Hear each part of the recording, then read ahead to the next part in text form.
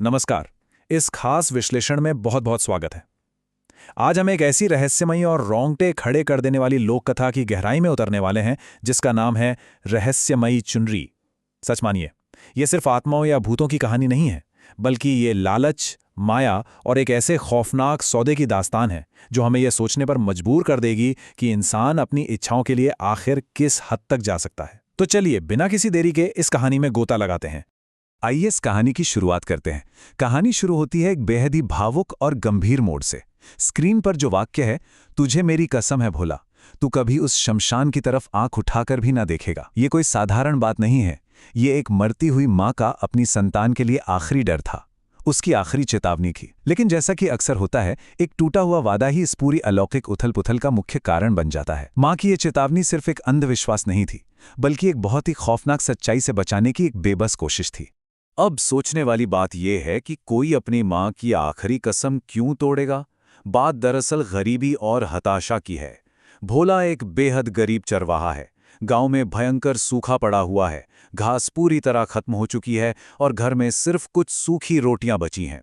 यही वो भयानक गरीबी और लाचारी है जो भोला को अपनी माँ की आखिरी कसम तोड़ने पर मजबूर कर देती है। अपनी भूखी गायों का पेट भरने की जद्दोजहद में वो उसी अंधेरे और रहस्यमय शमशान की तरफ कदम बढ़ा देता है जहां से रात के समय एक अजीब सी रहस्यमयी रोशनी आती। और ये स्लाइड बहुत ही बेहतरीन तरीके से दिखाती है कि शमशान पहुंचने पर भोला के सामने कैसा छलावा पेश किया गया। जरा इस अंतर को देखिए।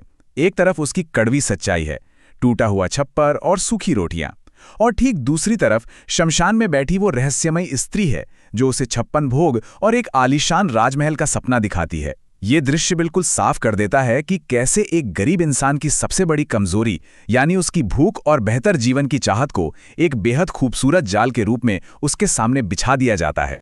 इस जाल को अगर हम सिर्फ एक शब्द में समझें तो वो शब्द है माया। माया यानी एक ऐसा भ्रम, एक ऐसा छलावा जो दिमाग को ललचाता है और अस्तित्व की भयानक सच्चाई पर पर्दा डाल देता है। शमशान में बैठी उस स्त्री ने अपनी जादुई चुनरी का इस्तेमाल इसी माया के सबसे बड़े हथियार के रूप में किया। जैसे ही वो रहस्यमयी चुनरी भोला के ऊपर डलती है, शमशान का वो भयानक सच तुरंत एक आलीशान महल में बदल जाता है। भोला पूरी तरह से अंधा हो जाता है और इस नए सुख सुविधा वाले जीवन में अपनी पुरानी जिंदगी, अपनी गरीबी और यहां तक कि अपनी मां को भी पूरी तरह भूल जाता है। लेकिन जैसा कि हम सब जानते हैं, इस मायावी दुनिया में कोई भी चीज मुफ्त नहीं मिलती। खुद को राजकुमारी बताने वाली वो स्त्री इस अनंत सुख और ऐशो आराम के बदले भोला के सामने एक अजीब शर्त रखती है। शर्त ये थी कि भोला को हमेशा के लिए उस महल का मालिक बनने के लिए एक काम करना होगा। उसे गांव के सबसे शक्तिशाली तांत्रिक अघोरी बाबा को किसी भी तरह छल कपट से उस महल में लाना होगा, और यहीं से एक बहुत ही खतरनाक सौदे की शुरुआत होती है। अब यहां आकर कहानी पूरी तरह से पलट जाती है। जब भोला अदृश्य होकर अघोरी बाबा के पास पहुंचता है तो बाबा एक ऐसा राज खोलते हैं जो किसी के भी होश उड़ा दें। बाबा बताते हैं, वो मेरी पत्नी नहीं अपितु एक प्रेतनी है, और वो राजकुमारी उसी की बहन है। मतलब भोला जिस राजकुमारी के प्यार और सुख में पागल हो रहा है, वो कोई राजकुमारी है ही नहीं, वो एक खतरनाक प्रेतनी है। और बाबा के साथ रहने वाली स्त्री कोई और नहीं बल्कि उसी प्रेतनी की बहन है जिसे बाबा ने अपनी शक्तियों से वश में कर रखा है। असल में वो प्रेतनी भोला का मोहरे की तरह इस्तेमाल कर रही थी ताकि अघोरी बाबा को वहां बुलाकर अपनी बहन को आजाद करा सके। पूरी सच्चाई सामने आने के बाद अघोरी बाबा भोला की जान बचाने के लिए एक सटीक और बेहद जोखिम भरा मास्टर प्लान बनाते हैं। योजना के 4 सख्त कदम थे। पहला, प्रेतनी को यह बिल्कुल नहीं पता चलना चाहिए कि बाबा को सब पता है। दूसरा, मौका मिलते ही उस जादुई चुनरी को छीनना है। तीसरा, चुनरी छीनते ही बिना एक पल गंवाए बाबा की दी हुई जादुई गोली खानी है। और चौथा, ये सब कुछ सिर्फ 3 घंटे के अंदर होना चाहिए, क्योंकि बाबा की विद्या सिर्फ उतनी ही देर असर करेगी। तनाव अब अपने चरम पर पहुंच चुका है, क्योंकि भोला वापस उसी मायावी दुनिया में जाने के लिए तैयार है। और यहां से शुरू होता है वो रोंगटे खड़े कर देने वाला पल, यानी इल्यूजन को तोड़ने का मिशन। भोला महल में वापस लौटता है और प्रेतनी से बहुत ही सफाई से झूठ बोलता है कि उसने बाबा को एक गुप्त जगह पर बांध दिया है। जैसे ही प्रेतनी इस बात पर विश्वास करके गहरी नींद में सोती है, भोला अपनी पूरी हिम्मत जुटाता है और झपट्टा मारकर उस जादुई चुनरी को छीन लेता है। चुनरी हाथ में आते ही वो बाबा की गोली खा लेता है और फिर तुरंत एक भयंकर जादुई खिंचाव पैदा होता है जो उसे सीधे अघोरी बाबा के रहस्यमयी खंडहर में ले आता है। प्रेतनी का वो आलीशान छलावा अब पूरी तरह टूट चुका था। तो सबसे अहम बात यह है कि इस जीत के साथ एक जीवन और मृत्यु का नया नियम भी जुड़ जाता है। अघोरी बाबा भोला को वो जादुई चुनरी देते हैं और आदेश देते हैं कि इसे हमेशा अपनी कमर में बांध कर रखना है।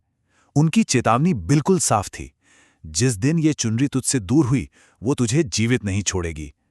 ये नियम बिल्कुल वैसा ही था जैसे कहानी की शुरुआत में भोला की मां ने उसे शमशान ना जाने की कसम दी थी। एक नियम टूटा था और अब इस दूसरे नियम पर उसकी पूरी जिंदगी टिकी हुई थी। इसके बाद कहानी एक बहुत ही अजीब लेकिन दिलचस्प मोड़ लेती है। भोला वापस अपने उसी टूटे हुए छप्पर वाले घर में लौटता है, लेकिन अब वो डरा हुआ गरीब चरवाहा बिल्कुल नहीं रहा। जैसे ही उसकी आंख खुलती है, वो देखता है कि वही मायावी प्रेतनी, जिसका नाम अब सुरभि हो गया है, उसके घर में एक आम इंसान की तरह, एक गृहिणी की तरह रोटियां बना रही है। उस जादुई चुनरी के कारण वो पूरी तरह से भोला के वश में आ चुकी है। सोचिए, जो कल तक एक खौफनाक अलौकिक शक्ति थी, वो अब एक साधारण इंसान की दासी और पत्नी बन चुकी है। चलिए अब थोड़ा आगे बढ़ते हैं और देखते हैं कि अगले 4 दशकों का सफर कैसे तय होता है। ये सच में हैरान कर देने वाला है। भोला सुरभि से शादी करता है। उसके 2 बेटे होते हैं, राम और श्याम। अघोरी बाबा की छत्र छाया में रहकर भोला तंत्र मंत्र सीखता है और खुद भी एक बड़ा तांत्रिक बन जाता है। धीरे धीरे उसका परिवार एक बहुत ही संपन्न परिवार बन जाता है। धन दौलत, बैलगाड़ी, खेत, समाज में सम्मान, सब कुछ उसके पास आ जाता है। वो गरीब चरवाहा अब 40 सालों के बाद एक बहुत ही रसूखदार और सुखी इंसान बन चुका है। लेकिन इस पूरी शांति और सुख के पीछे एक अजीब सा और खौफनाक रहस्य हमेशा मंडराता रहता है। 40 साल बीत चुके हैं, भोला बूढ़ा हो चुका है, उसके बाल सफ़ेद हो गए हैं, लेकिन सुरभि आज भी बिल्कुल 18 साल की युवती जैसी ही दिखती है। ना चेहरे पर कोई झुर्री, ना एक भी सफ़ेद बाल। घर की बहुएं अपनी इस सास को देखकर हमेशा हैरान और परेशान रहती हैं, क्योंकि सास अपनी बहुओं से भी ज़्यादा जवान दिखती है।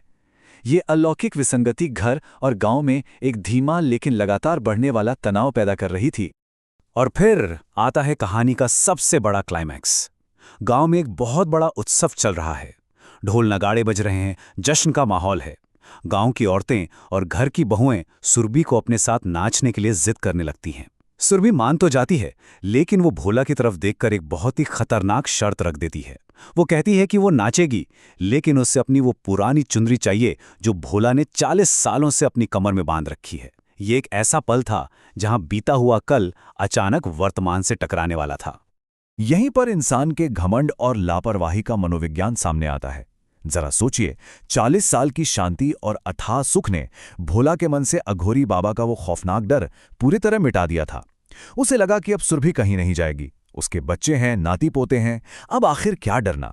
इसी अति आत्मविश्वास और मोह में अंधा होकर भोला ने अपनी जिंदगी की सबसे बड़ी और जानलेवा गलती कर दी। उसने बाबा की वो सख्त चेतावनी भुला दी। उसने जादुई चुनरी अपनी कमर से खोली और सुरभि के हाथों में सौंप दी। और जैसे ही वो चुनरी सुरभि के कंधों पर पड़ी, सब कुछ पल भर में खत्म हो गया। सुरभि की आंखों में वही पुरानी खतरनाक चमक लौट आई। वो धीरे धीरे हवा में उड़ने लगी। उसने भोला की तरफ देखा, व्यंग्य से मुस्कुराई और कहा कि तुमने अपना वचन तोड़ दिया है और मैंने अपनी आज़ादी पा ली है। देखते ही देखते एक तेज रोशनी और धुएं के बीच वो हमेशा के लिए गायब हो गई। पीछे क्या रह गया? एक स्तब्ध सन्न परिवार, रोती हुई बहुएं और भोला जो पूरे समाज के सामने बेनकाब हो चुका था, जिसने अपनी एक पल की मूर्खता में अपना 40 साल का बसा बसाया संसार खो दिया। इस पूरे विश्लेषण को समेटते हुए एक बहुत ही गहरा सवाल हमारे जहन में गूंजता है। क्या इंसानी लालच हमेशा माया के आगे घुटने टेक देता है? भोला ने गरीबी के समय अपनी मां का वचन तोड़ा और सुख के मोह में अघोरी बाबा का नियम। जब हम अपने थोड़े से फायदे के लिए भ्रम को बांधने की कोशिश करते हैं, तो अंत में वही भ्रम हमें पूरी तरह तबाह कर देता है। इसी गहरे विचार के साथ आज का यह विश्लेषण हम यहीं समाप्त करते हैं।